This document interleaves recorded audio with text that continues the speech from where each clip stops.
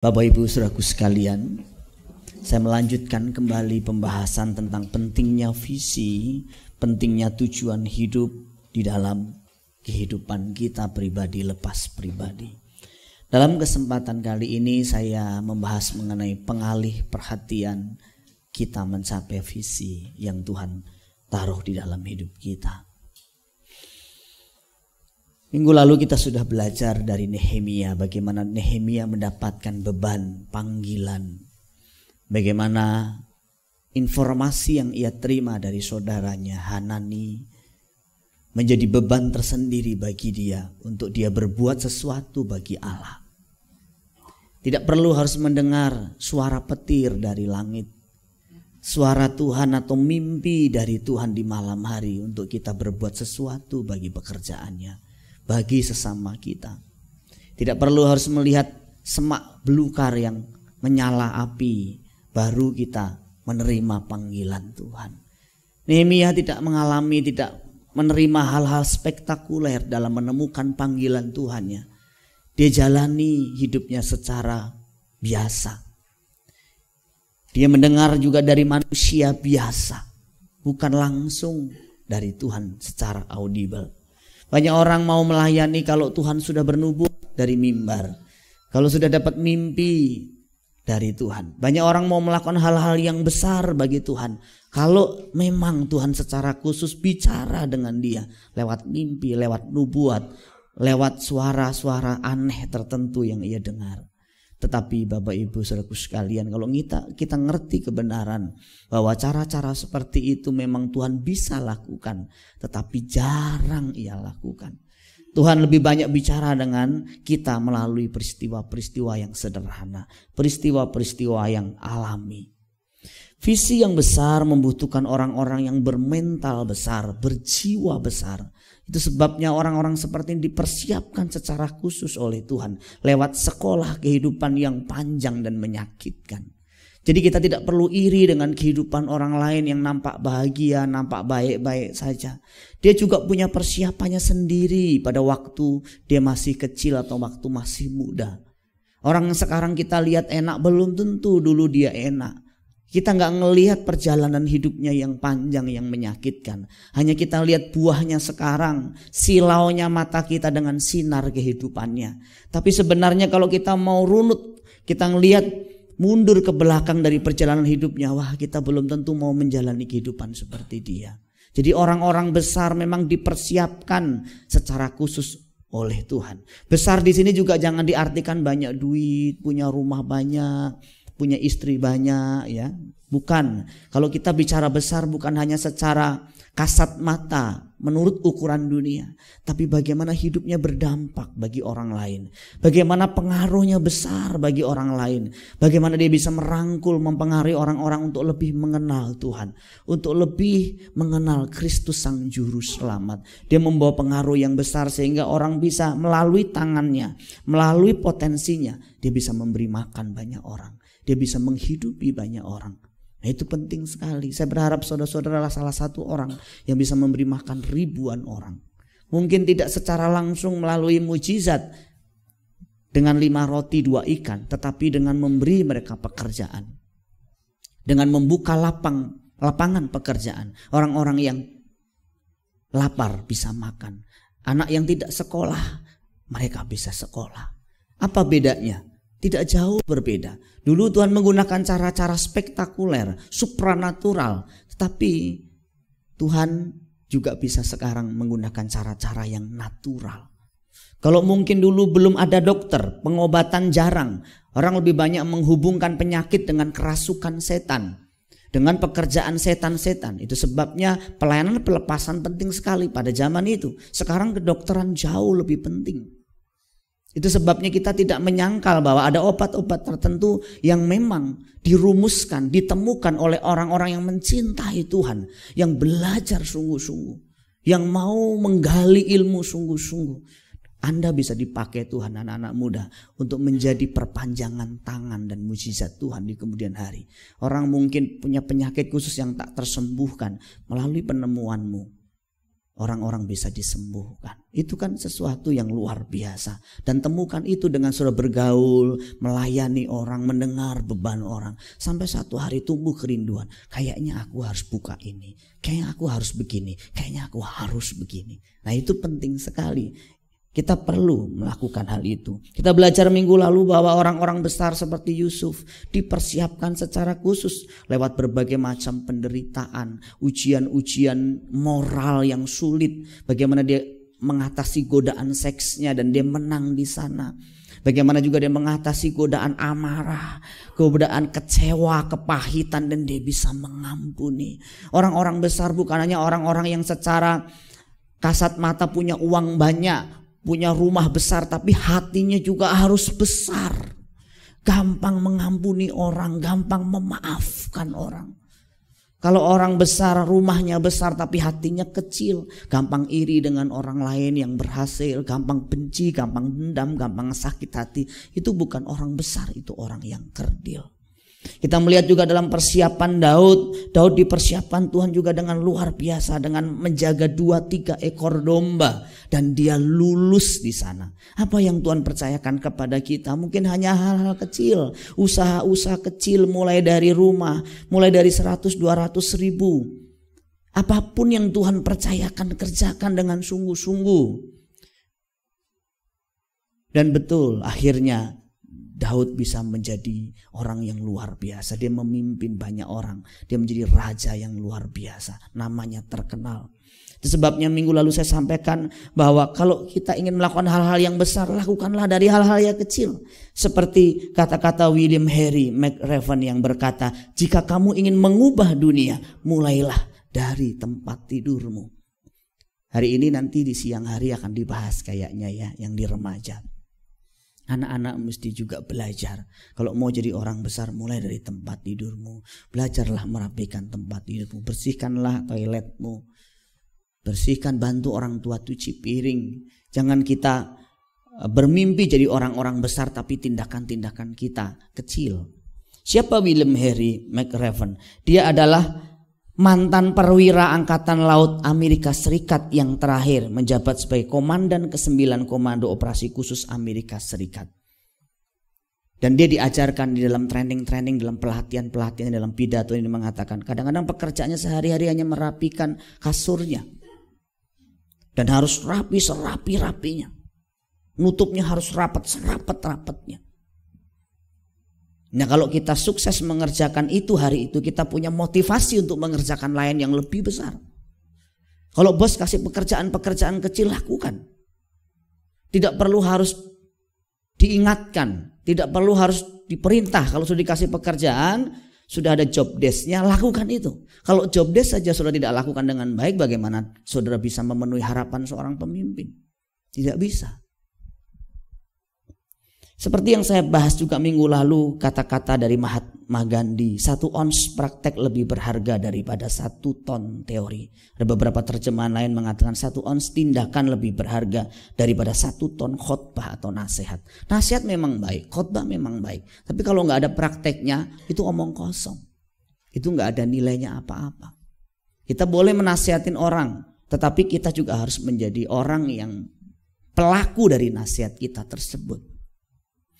Daud melewati situasi-situasi, ujian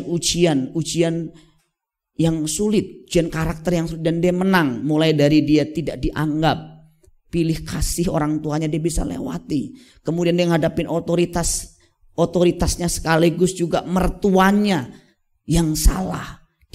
Dia bisa melewatinya. Dia menang. Dia menghadapi otoritas yang salah, perlakuan tidak adil dari orang lain dengan respon yang benar, dengan sikap yang benar. Kita seringkali baru diperlakukan sesuatu yang nampak nggak enak aja kita udah marah. Kita sudah tersinggung. Bagaimana kita mau jadi orang besar? Bagaimana Tuhan mau pakai kita? Sedikit-sedikit tersinggung, sedikit-sedikit marah, sedikit-sedikit iri hati dengan orang lain. Orang-orang seperti ini tidak bisa dipersiapkan untuk menjadi berkat bagi orang lain. Cuman sayang Daud gagal di area 1, seks dan kesombongan yang tidak saya jelaskan minggu lalu. Daud gagal di 2 wilayah, yaitu seks dan kesombongan. Seks dia jatuh di dosa perzinahan dengan Batseba, dan di kesombongan dia sempat menghitung prajuritnya dan Tuhan hukum. Nah, wilayah-wilayah ini tidak kelihatan bagi orang lain, tapi kita berperkara dengan Tuhan. Seks juga tidak selalu harus kita ke pelacur, kita selingkuh. Kadang-kadang seks juga bicara hal yang sangat pribadi sekali. Laki-laki, engkau berurusan dengan Tuhan. Waktu engkau melihat seorang perempuan, apa yang ada di pikiranmu? Ya kalau nenek-nenek beda dengan melihat gadis yang seksi dan cantik. Apa yang ada di pikiranmu itu bisa menjadi awal kejatuhanmu di kemudian hari. Kita juga belajar minggu lalu tentang Musa, bagaimana Allah mempersiapkan Musa dalam 4 kelompok atau 4 fase kehidupan yang panjang. 40 tahun pertama ia di Mesir, secara akademis dia belajar ilmu leadership. Di sana juga dia belajar banyak hal tentang nilai-nilai dasar. Tetapi kemudian dipersiapkan Tuhan dalam 40 tahun kedua di Midian. Dipersiapkan di Midian selama 40 tahun, baru kemudian 40 tahun ketiga dia menjalani tugas pelayanannya. Luar biasa persiapan Musa. Itu pun dia bisa dikategorikan bisa disebut gak sukses memasuki tanah perjanjian gara-gara satu, emosinya. Jadi hati-hati sekali Bapak Ibu Saudaraku sekalian dengan apa yang kita lakukan. Kalau kita memang ingin menggenapi janji Tuhan, kita ingin menjadi bagian dari rencana Tuhan, di perpanjangan tangan, perpanjangan kaki, perpanjangan mata dan lidah Tuhan di dunia ini, dan suatu hari kita akan memerintah bersama Kristus di langit baru, bumi baru. Saudara, tidak ada cara lain. Hidup kita harus berhikmat. Hidup kita harus sesuai dengan dasar yang Alkitab ajarkan.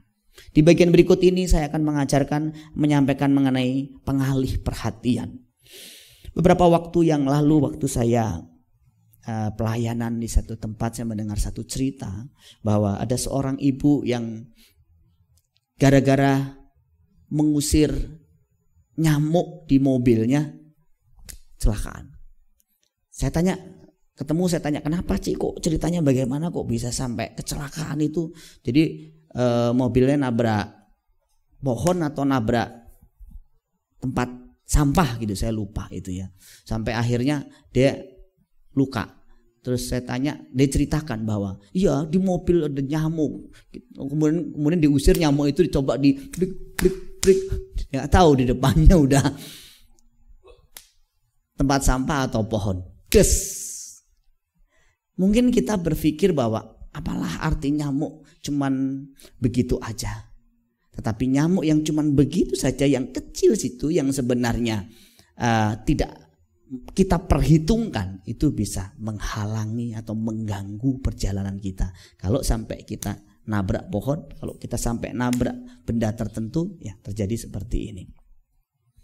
Saya juga sering membaca kasus-kasus di mana di media sosial kecelakaan yang terjadi gara-gara seorang di mobil main gadget. Ini sering terjadi. Kalau kita tidak hati-hati, ini bisa menjadi pengalih perhatian. Kita tidak fokus pada tujuan, fokus di gadget kita, dan kemudian terjadi kecelakaan di sana.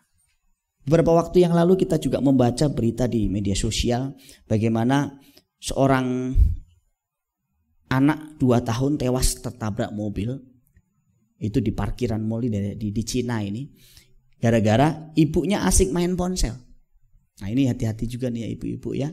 Kalau lagi main ponsel lupa anaknya sudah kemana, anak asik tuh, mungkin lagi asik baca komentar atau apa, anak udah nggak tahu kemana. Anak itu hitungannya bukan menit lagi, detik. Anak kita lolos dari pengamatan kita, dia mungkin dia naik eskalator atau apa, atau orang samber, itu sebabnya kita perlu ekstra hati-hati memang. Dan beberapa kasus yang lain yang saya baca mengenai seorang ibu yang main gadget, dan saya lihat juga videonya, anaknya tenggelam. Ada banyak kasus yang saya cantumkan di sini, ada 2. Anaknya tenggelam gara-gara ibunya asik buka Facebook atau mungkin Instagram atau yang lain. Ini beberapa waktu lalu juga saya lihat tuh yang seorang bayi yang tenggelam, tapi ibunya malah asik main HP. Ini semua adalah pengalih perhatian. Bukan tidak boleh main Facebook, bukan tidak boleh main media sosial. Kadang-kadang ibu-ibu kan jualan di sana juga ya, usaha di sana juga. Itu semua baik kalau kita bisa fokus, kita gunakan sesuai dengan fungsinya. Tapi kalau memang waktunya kita ibadah seperti ini misalnya, fokuslah ibadah. Jangan ibadah mari kita buka Alkitab, kita asik kebetulan Alkitab saya ada di HP. Jadi yang dibuka sebenarnya bukan Alkitabnya, tetapi pesan yang masuk. Facebook lagi ada ini nih, kayaknya nih lagi ada orang komen nih dibaca. Nah ini membuat kita tidak fokus. Ini hal-hal kecil dalam kehidupan kita sehari-hari, ini ada kaitannya juga dalam perjalanan hidup kita nanti. Ada banyak hal dalam hidup kita seperti itu. Yang pertama, hati-hati dengan hobi saudara. Hati-hati dengan hobi kita. Hobi kita akan banyak mengalihkan perhatian kita kepada fokus, kepada visi Tuhan, kepada target-target yang sudah kita tetapkan. Ini harus kita mengerti. Tidak semua hobi itu buruk. Misalnya ada hobi koleksi mobil besar, mobil gede, motor gede maksud saya. Nah itu kan hobi yang menurut saya nggak buruk juga dilihat situasinya. Orang memang hobinya begini asalkan memang ditempatkan pada tempatnya ya nggak masalah toh. Ya ada saya pernah khotbah di satu persekutuan yang punya Harley Davidson-nya berapa gitu, saya nggak terlalu detail ngitungnya, tapi banyak bener ya ini ya. Mungkin dia emang hobinya koleksi motor gede. Nah kalau di motor gede di SMS, di mall SMS tuh ada parkir khusus.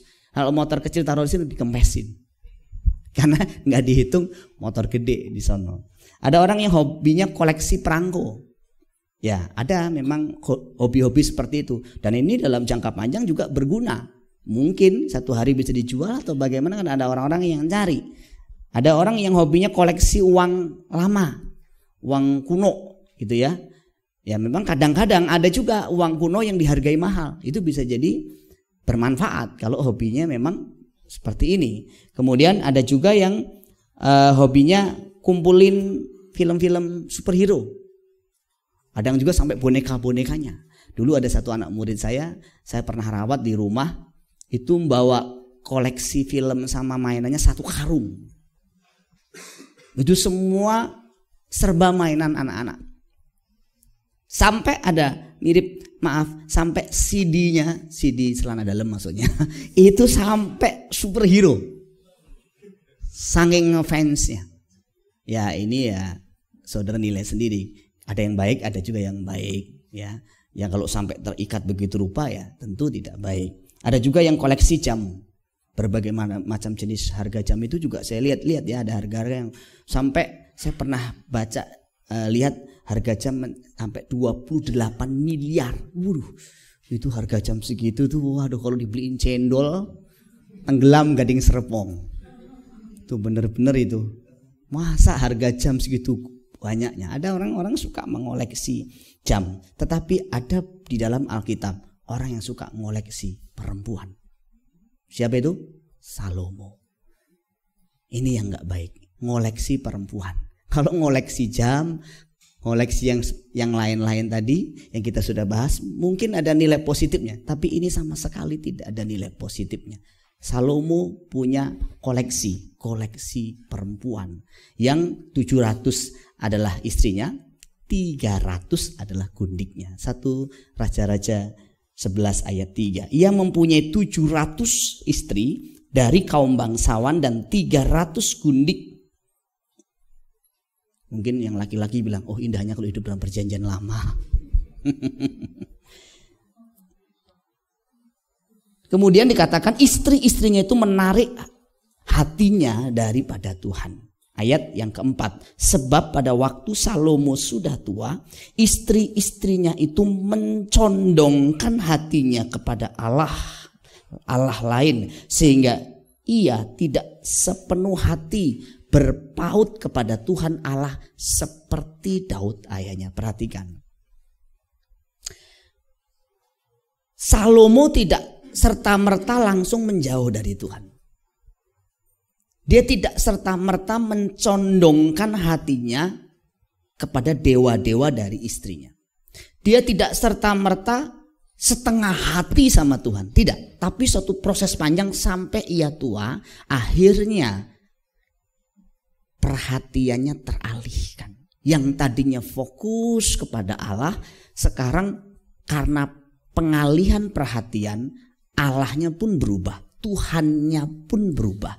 Dari yang tadinya menyembah Tuhan Allah Yahweh, sekarang dia menyembah Tuhan dari istri-istrinya. Nah, perhatikan. Jadi hobi itu dapat dibahasakan sesuatu yang kita senangi, yang kita lakukan dengan intensitas sering. Saya bayangin sama saudara ya, kalau punya 700 istri, 300 gundik, itu gimana ngaturnya? Berkunjungnya gimana? Anaknya gimana? Ngafalin namanya gimana? Mungkin Salomo ini kan terkenal punya hikmat yang luar biasa. Mungkin memang dia bisa ingat 1000 istrinya itu dia ingat total ya, kalau gundik sama tadi istrinya. Dia mungkin benar-benar ingat. Mungkin anaknya juga dia ingat. Bahkan dalam ajaran agama sepupu kita, Salomo itu bisa berbicara dengan binatang. Jadi dimungkinkan juga, mungkin dia hafal anaknya, dia hafal cucunya, yang jumlahnya mungkin sampai ribuan, dia hafal. Nah, saudaraku sekalian, kita harus hati-hati dengan hobi atau kesenangan-kesenangan kita, karena secara pelan tapi pasti itu dapat membelokkan tujuan kita. Mungkin awalnya kita hanya menyukai dalam pengertian terbatas. Ya sudah, ada duit dibeli, nggak ada duit ya nggak apa-apa. Ada waktu dilakukan, nggak ada waktu nggak apa-apa. Tapi lama-lama duit punya, waktu punya. Saya sering ngomong, saya sering sampaikan, yang tidak bisa jatuh bukan karena tidak bisa jatuh, yang belum jatuh bukan karena tidak bisa jatuh, belum punya kesempatan jatuh, belum punya fasilitas untuk jatuh. Ya, kalau kita misalnya tadi ya saudara punya hobinya koleksi perempuan atau koleksi DVD porno atau kepelacuran, sekarang mungkin tampak manis, diem karena nggak ada budget. Bukan karena sudah menang di area itu, tetapi mungkin karena belum punya fasilitas, uang, waktu, kesempatan. Tapi nanti giliran ada uang, ada kesempatan, ada waktu, tahan tidak? Sanggup tidak? Ya, hobi-hobi tertentu pada batasan tertentu baik. Termasuk misalnya kayak nonton. Pada batas-batas yang normal, hobi itu bisa menyegarkan. Bisa membuat kita juga akrab dengan saudara kita, akrab dengan anggota keluarga kita. Tapi kalau sudah kelewat batas, itu merusak. Saya kasih contoh. Kalau seminggu sekali, mungkin 1 sampai 2 kali saudara nonton film yang baik, yang bisa ditonton bersama dengan keluarga, nggak masalah. Tapi kalau sudah setiap hari semua film ditonton, nah itu sudah merusak. Ada orang kan sampai estafet. Dari jam 12 ketemu jam 12 non-stop. Nah itu kan bisa merusak.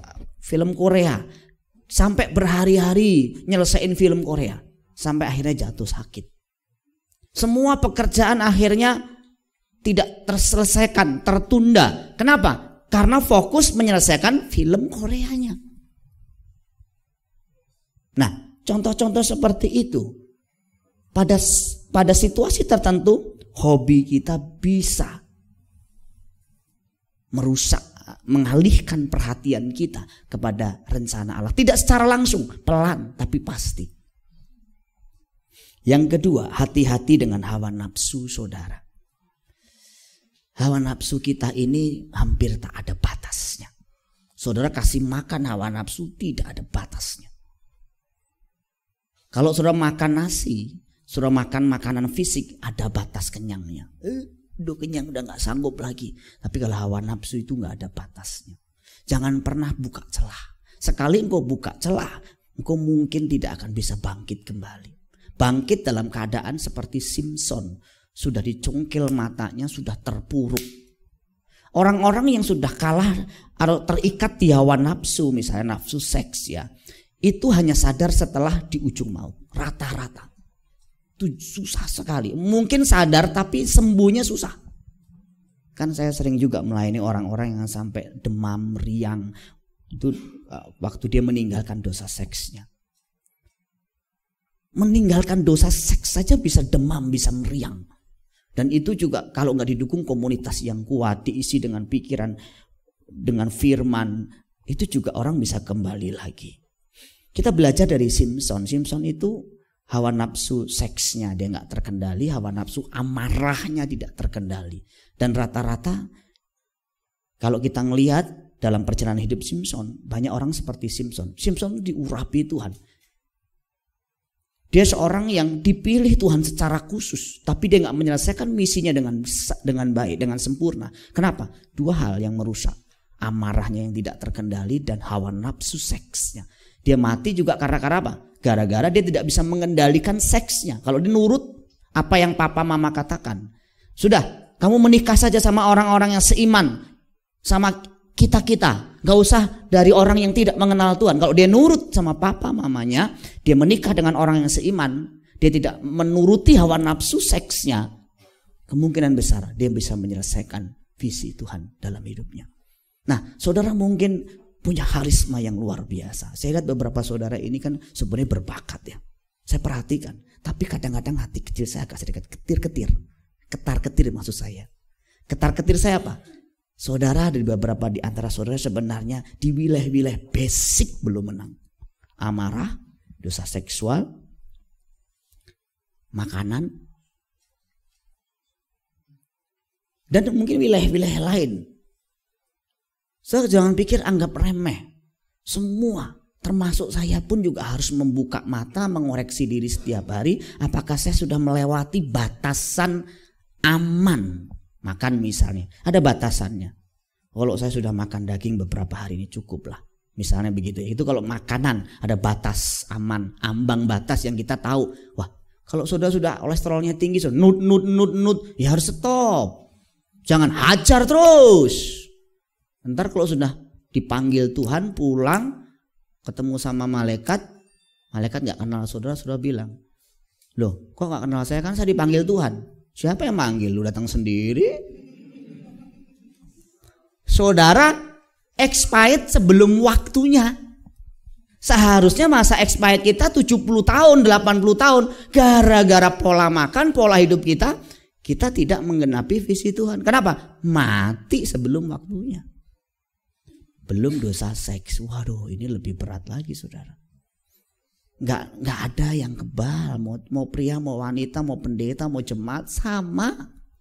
Daud itu kurang rohani apa saudara?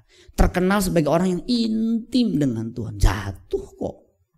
Kalau buka celah mah jatuh. Jadi kalau ada orang yang sok hebat, yang merasa bahwa dia nggak akan jatuh, nggak apa-apa, aku nggak jatuh kok, aku baik-baik, hati-hati saja. Apalagi kalau wilayah-wilayah itu jelas-jelas sebenarnya kita tahu itu wilayah kelemahan kita. Orang kan punya kelemahan kalau di 3 ta itu ya. Tahta itu bicara mengenai ya termasuk area kesombongan di sana, jabatan, dihormati orang. Kemudian harta sama wanita atau pria ya tentunya. Nah ini kita harus ngerti, ada orang yang nggak lemah di harta, tetapi lemah di wanita atau lemah di pria. Kita tahu gitu. Aku sih kalau soal uang sih cincai lah. Tapi kalau soal lawan jenis, soal wanita, matanya langsung melotot. Itu berarti kita ngerti, itu kelemahan saya di situ. Jangan buka celah. Mungkin kita sekarang tidak punya masalah seperti Salomo, tidak punya masalah seperti Simpson dengan 700 gundiknya atau dengan amarah dalam arti berhadapan dengan situasi pada zaman itu. Tetapi kita berhadapan sekarang situasi zaman, berhadapan dengan apa? Media sosial. Sekarang kita berhadapan dengan media sosial, gadget. Bangun pagi yang dicari apa sekarang? Alkitab. Saya nggak yakin. Instagram, Facebook, nggak jauh-jauh itu. Yang dibuka itu. Apakah saudara buka renungan, baca renungan? Nggak ada waktu. Tapi saudara bisa buka Facebook, Instagram lebih dari 1-2 jam sehari. Baca Alkitab nggak ada waktu. Engkau telah menjadikan media sosial sebagai Tuhanmu. Kalau engkau bisa membaca Alkitab tetapi engkau tidak melakukannya dan memilih untuk membuka Facebook, memilih untuk membuka media sosial hanya untuk kesenanganmu, engkau telah membuat ilah baru, yaitu media sosial. Ilahnya sengaja dalam bentuk patung yang kita sembah-sembah. Yang sekarang yang berbentuk ya kayak gini-gini nih. Yang bapak-bapak masih main game juga, game online. Saya juga bingung juga ya. Tapi ya silahkanlah, saya nggak mau saudara nanti gara-gara saya ngomong begini terus lihat saya main game langsung blok-blok buka Alkitab. Ya sejauh pada batas-batas alami sih nggak apa-apa lah ya. Tapi saya juga nggak tahu alami batasannya itu apa. Karena bukannya kan sudah nggak di luar kontrol, di luar batas juga. Katanya nggak punya waktu buat jalan-jalan sama istri, sama anak. Tuh selalu punya waktu kalau main game online. Sampai kalau kita hidup di zaman sekarang kita seperti gambar-gambar yang saya sampaikan kayak begini nih, saudara. Orang itu sudah nggak ngelihat kanan kiri. Di restoran juga semuanya asik dengan gadgetnya. Gadget sudah menjadi Tuhan tandingan hari-hari ini. Media sosial sudah jadi Tuhan tandingan, ilah modern. Kita ngomong seperti ini sih gampang, tapi kenyataannya kalau kita masuk kamar saja, yang seharian kita sudah sibuk masuk kamar, harusnya ketemu istri, ketemu suami, ketemu anak, yang dilihat apa? Yang dipegang apa? Gadget lagi. Kan harusnya kita juga punya kesepakatan dong. Kalau udah jam 10, jam 11 ya sudahlah, taruh gadget lah. Kita ketemu anak istri kita main. Mungkin kalau yang punya anjing mainlah sama anjingnya. Aduh, saudara, saya baca di media sosial terutama di Facebook ya, anak-anak sekarang tuh kalau pacaran. Ini kalau saya kaitkan dengan pengalih perhatian ya iya. Iya. Ini anak umur 9-10 tahun. Aduh, saya membayangkan kalau Daryl begini. Tapi puji Tuhan tidak. Aduh, anak-anak sekarang. Jadi sekarang tidak dalam bentuk istri yang jumlahnya 700. Sekarang bentuknya ya bisa gadget, media sosial, pacar. Aduh, anak-anak sekarang ini saya juga bingung ya bagaimana caranya. Saya sih kasih kepercayaan kepada anak saya Theo, karena memang waktu itu Agung minta supaya dikasih HP, supaya buat kerjaan dan sebagainya. Oke, saya kasih. Tapi saya bilang sama dia, kamu bisa ya dipercaya sama papi ya. Mungkin papi tidak mengontrol secara langsung, tidak perlu papi ambil, papi sita, tetapi engkau yang berperkara dengan Tuhan.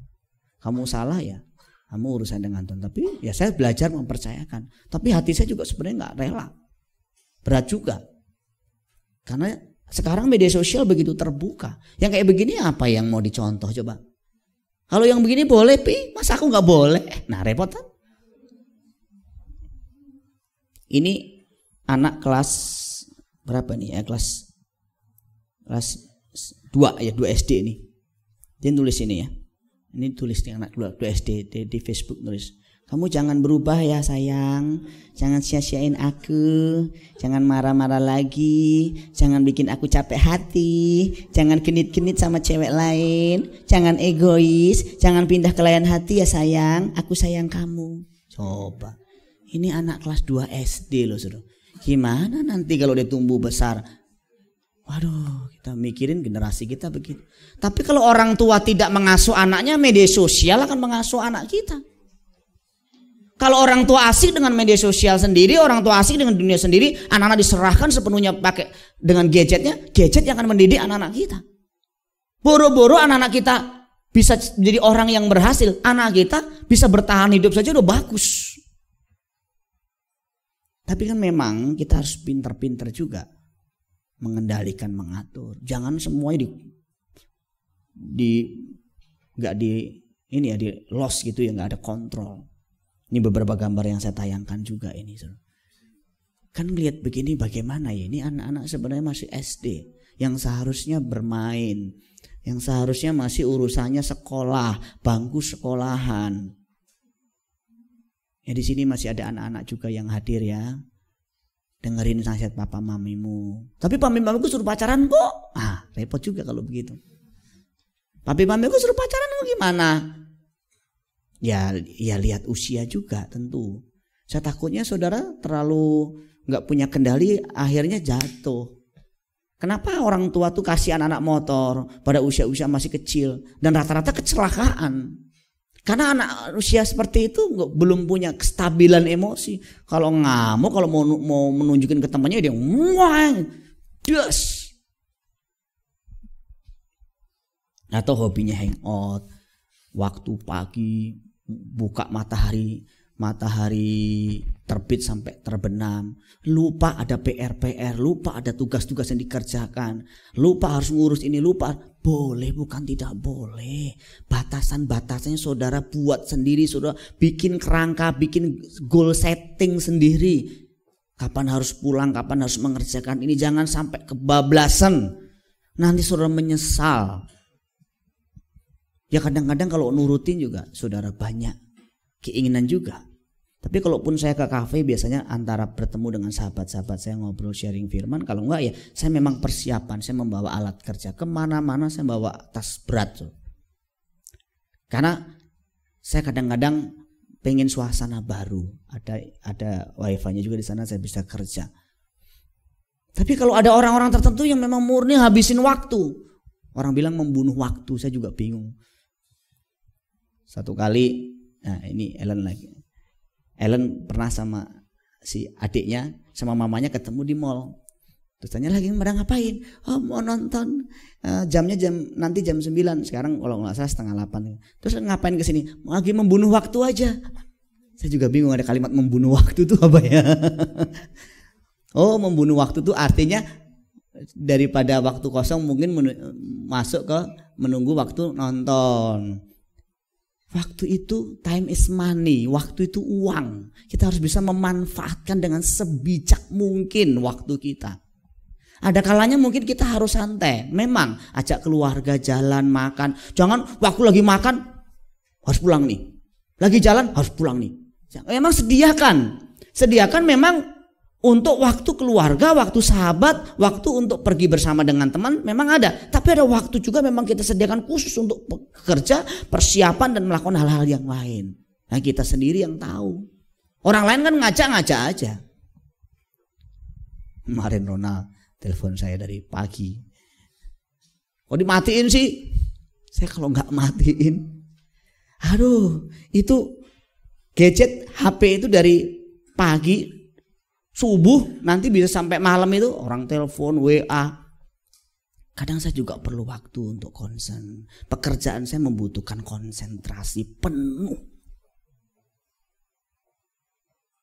Persiapan firman Tuhan itu tidak bisa sambil jalan. Perlu konsentrasi penuh, eksegese, membuka teks asli, membandingkan dengan teks-teks lain. Itu tidak bisa sambil jalan. Tidak bisa sambil ngobrol, perlu waktu khusus. Seminggu juga tidak cukup. Satu khotbah 1 minggu itu nggak cukup sebenarnya. Dan saya bukan 1 khotbah, 3 khotbah dengan topik berbeda, dengan berseri plus renungan. Saya juga capek, lelah. Tapi kadang saya juga kan, ayo kita jalan yuk, Agung kita jalan. Saya juga harus keluar dari sisi zona nyaman saya itu, jangan-jangan jadi zona nyaman saya juga. Saya keluar, hei gimana kita ngopi yuk, ayo kita makan, kita ngobrol. Tapi jangan kebablasan sampai lupa bahwa batasan-batasannya ada. Hati-hati dengan nasihat sahabat atau orang terdekat Anda. Saya nggak mengatakan sudah menjadi curiga ya dengan istrimu, suamimu, dengan teman, anak, saudara, sahabat, bukan. Begini. Kalau kita tidak hati-hati, nasihat-nasihat orang yang mengasihi kita maksudnya baik tapi isinya bisa salah. Contohnya istri Ayub. Contoh lagi sahabat-sahabat Ayub selain Elihu ya. Sahabat-sahabat Ayub ini kalau kita lihat isinya itu bisa salah. Kemudian dalam kasus Yesus Kristus itu ada Simon Petrus. Simon Petrus itu kan sempat mencoba mengalihkan, menasihati gurunya supaya tidak mati disalib. Matius pasal 16 ayat 21. Sejak waktu itu Yesus mulai menyatakan kepada murid-muridnya bahwa ia harus pergi ke Yerusalem dan menanggung banyak penderitaan dari pihak tua-tua, imam-imam, kepala dan ahli Taurat, lalu dibunuh dan dibangkitkan pada hari ketiga. Ayat 22, Petrus menarik Yesus ke samping dan menegur dia, katanya, Tuhan, kiranya Allah menjauhkan hal itu sekali-kali takkan menimpa engkau. Jadi kalau kita ngelihat nasihat Petrus kelihatan rohani sekali. Dia menggunakan kata Allah kok di sana. Tetapi nasihat-nasihat orang-orang tertentu yang pikirannya masih pikiran daging harus dicerna ulang. Tetap kita harus dengarkan. Oh ya, tetapi ada di dalam keputusan tetap kita. Masukan-masukan ditampung sebanyak mungkin. Kalau itu baik kita tampung. Tetapi kembali kepada kita pribadi. Yesus juga menerima satu godaan untuk menuruti keinginan para pengikut-pengikutnya. Kalau kita ngelihat saudara ya, itu di dalam Yohanes pasal 6 ayat 15 misalnya, orang-orang tuh mau memaksa Yesus jadi raja. Kemudian ayat Matius 4 ayat 42, menahan dia supaya jangan meninggalkan mereka. Jadi Yesus sudah punya misi nih, misinya jelas nih. Tetapi ada orang-orang yang bermaksud juga untuk melindungi dia supaya tidak sampai kepada misi Tuhan. Begini, ada orang-orang yang mencintai kita, tulus mencintai kita. Tetapi juga karena gak ngerti visi kita, dia menghalangi visi kita. Maksudnya baik. Nah, dalam hubungannya dengan leadership, dalam kepemimpinan, makanya saudaraku sekalian, kalau kita ngelihat kasus ini mungkin Yesus melukai beberapa orang. Guru, di sini aja ya, Tuhan di sini aja ya, gak usah pergi kemana-mana. Terus dia bilang, aku tetap harus pergi. Itu kan melukai. Aku harus lakukan tugasku. Misiku ini, misiku ini. Nah ini kan kadang-kadang kita itu harus seperti melukai orang. Seperti tidak nuruti keinginan orang, tapi maksudnya baik. Tapi jangan dikit-dikit, aku gak bisa menyenangkan semua orang. Kita juga harus hati-hati juga mengucapkan itu. Saya setuju dengan perkataan dari Rick Warren ya. Dia berkata bahwa saya tidak tahu banyak kunci kesuksesan, namun saya tahu satu kunci kegagalan, yaitu mencoba menyenangkan semua orang. Pada satu titik kita memang tidak bisa menyenangkan semua orang. Itu bukan berarti terus kemudian kita melukai banyak orang, bukan. Kita coba tetap membawa damai, coba kita mengambil hati orang, tetap kita lakukan bagian-bagian kita. Tetapi kadang kalanya kita sudah coba, tetapi ada bagian-bagian tadi. Ada orang yang terlukai dengan keputusan kita. Waktu kelompok ini kita senangkan, kelompok ini mungkin tersinggung dengan kita. Waktu kita memutuskan keputusan ini, sebagian karyawan mungkin setuju, sebagian karyawan mungkin kecewa dengan kita. Itu tidak bisa dipungkiri. Waktu kita mau menyenangkan anak-anak kita, mungkin kita melukai sahabat-sahabat kita. Waktu kita mau mencoba menyenangkan pemimpin kita, mungkin kita sedang melukai orang-orang di sekitar kita, dan kita harus peka. Itu nggak ada rumus bakunya. Saudara sendiri yang berperkara dengan Tuhan. Itu sebabnya saudaraku sekalian, kita hati-hati. Kita harus hati-hati dengan masukan-masukan, nasihat-nasihat yang justru maksudnya baik, tapi akhirnya menggagalkan visi Tuhan dalam hidup kita. Sudahlah, kamu kok kasihan banget ya, kamu menderita banget, gak usah dilanjutkan perjalanan hidupmu seperti itu. Sudah, nah itu kan baik sebenarnya. Saya lihat kamu itu berantem terus ya sama istrimu, saya lihat sedih, ya udah ngapain dipertahanin, udah cerai saja. Itu kan maksudnya mungkin baik, nasihat-nasihatnya mungkin arah-arahnya kelihatannya baik, tetapi bisa salah. Kamu saya lihat kerja di tempat ini, di tempat itu kayaknya gak menguntungkan ya. Kayaknya kamu dimanfaatkan sama bos kamu. Udahlah, keluar saja dari tempat itu. Padahal dia sedang berjuang mungkin di situ dengan karakternya. Dia lagi melewati satu proses yang dia harus lewati. Tapi gara-gara masukan-masukan seperti itu dia gitu ya. Akhirnya dia menyerah. Dia gak melanjutkan perjalanannya. Kemudian pengalih perhatian yang lain adalah penderitaan. Respon kita terhadap penderitaan. Kita belajar dari Yesus terhadap penderitaan. Dua hal. Pertama, Yesus tidak mencari-cari penderitaan. Dalam beberapa versi Alkitab menjelaskan, Yesus seringkali dia lari dari kematian. Dia sengaja keluar dari situasi bahaya, kemudian dia menghilang. Beberapa kali dia mau lemparin batu, mau didorong ke tebing, dia pergi. Yesus gak mau mati konyol. Dengarkan baik-baik. Jangan sampai juga penderitaan yang gak perlu itu mengalihkan visi. Mengalihkan tujuan Tuhan dalam hidup kita. Penderitaan yang tidak perlu itu penderitaan yang karena kesalahan kita sendiri, dosa kita sendiri, kemalasan kita sendiri. Jangan kita cari-cari penderitaan yang gak perlu. Kalau kita terus memelihara gaya hidup yang buruk, otomatis kita menderita. Dan itu gak penting sebenarnya. Penderitaan yang gak penting. Tetapi ada penderitaan yang betul-betul kehendak Bapa. Yesus tidak lari. Nah itu hebatnya. Waktu salib di depan matanya, dia cuma berdoa, dia bergumul, Bapa kalau ini boleh lalukan. Tapi bukan kehendakku, tapi kehendakmu yang jadi. Perhatikan. Respon seseorang terhadap penderitaan itu menentukan. Waktu seseorang menghadapi penderitaan, dia bertahan, dia selesaikan penderitaan itu sampai finish, sampai akhir, atau dia menyerah. Nah banyak orang sebenarnya penderitaan itu jalan terbaik untuk dia bisa mendapatkan, mencapai visi Tuhan. Tapi dia nggak teruskan. Harus capek, gini. Jadi dia mentok, terus kemudian mundur. Padahal mentok itu sebenarnya masih ada pintu lagi di belakangnya. Saya melihat banyak orang akhirnya gagal juga karena nggak bisa tekun, nggak tahan banting. Dulu saya waktu kerja jadi pembantu rumah tangga, saya masih ingat bersama dengan teman-teman. Dia pembantu rumah tangga juga punya sombong, tahu? Sombong, nyombongin. Yang disombongin siapa? Majikannya. Tuh majikanku kamarnya, rumahnya gede, majikanku kaya, mobilnya bagus. Kemudian yang disombongin apa lagi? Kamarnya. Tuh lihat kamarku nih, aku punya kamar pribadi, di depan kamar ada taman, aku dikasih TV, dikasih radio. Wah enak juga ya, teman-teman saya ini semuanya enak semua. Kerjanya cuma nyiram kembang doang, pagi hari sama sore hari, habis itu tidur. Enak loh. Jadi kita sesama pembantu tuh bisa cerita, enak bener ya dia jadi pembantu ya, cuma nyiram kembang pagi sama sore, sepanjang hari dia nonton TV. Enak bener ya. Giliran saya jadi pembantu rumah tangga, beda ya.